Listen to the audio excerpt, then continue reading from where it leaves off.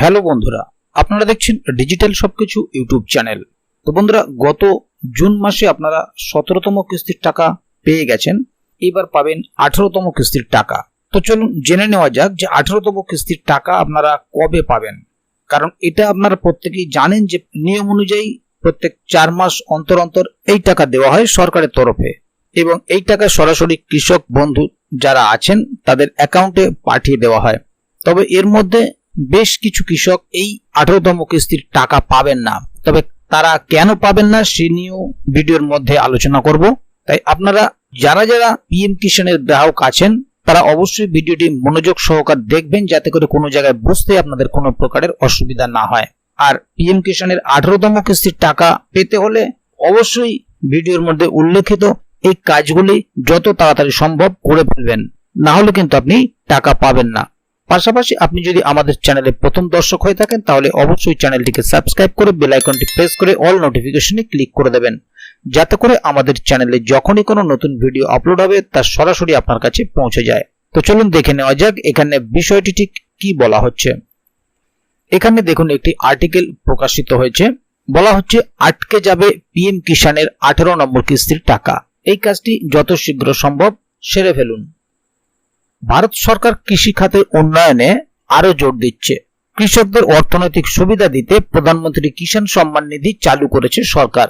কোটি কোটি কৃষক এই প্রকল্পের সুবিধা পাচ্ছেন।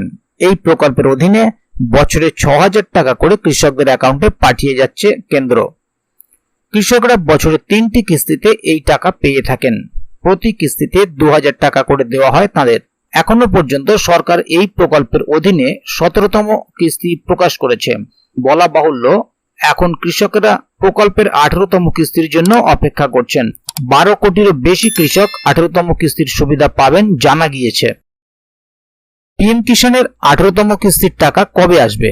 প্রধানমন্ত্রী কিষাণ যোজনার প্রতিটি কিস্তি 4 মাস পর মুক্তি পায়।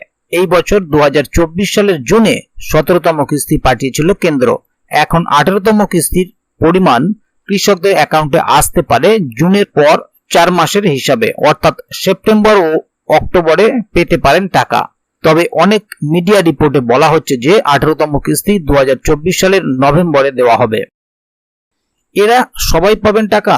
যারা ইকেওয়াইসি করেছেন তারাই প্রধানমন্ত্রী কিষাণ যোজনার সুবিধা পাবেন, কারণ সরকার এখন ইকেওয়াইসি বাধ্যতামূলক করেছে। কৃষকরা সহজেই কিন্তু অনলাইন এবং অফলাইনে ইকেওয়াইসি করতে পারেন। আপনি যদি এখনো ইকেওয়াইসি না করে থাকেন তাহলে আপনার এই কাজটি যত তাড়াতাড়ি সম্ভব শেষ করা উচিত। আর আপনি যদি এই ইকেওয়াইসি না করেন তাহলে কিন্তু কিস্তির টাকা পাবেন না। কিভাবে অনলাইনে পিএম কিষাণের ইকেওয়াইসি করবেন? আপনাকে পিএম কিষাণের অফিসিয়াল পোর্টালে যেতে হবে। এরপরে স্ক্রিনে ইকেওয়াইসি বিকল্পটি নির্বাচন করতে হবে। এখন একটি নতুন উইন্ডো খুলবে, যেখানে আপনাকে আপনার আধার নম্বর লিখতে হবে। আধার নম্বরের সঙ্গে নিবন্ধিত ফোন নম্বরে তারপর ওটিপি আসবে। ওটিপি ইনপুট করার পর সাবমিটে ক্লিক করুন।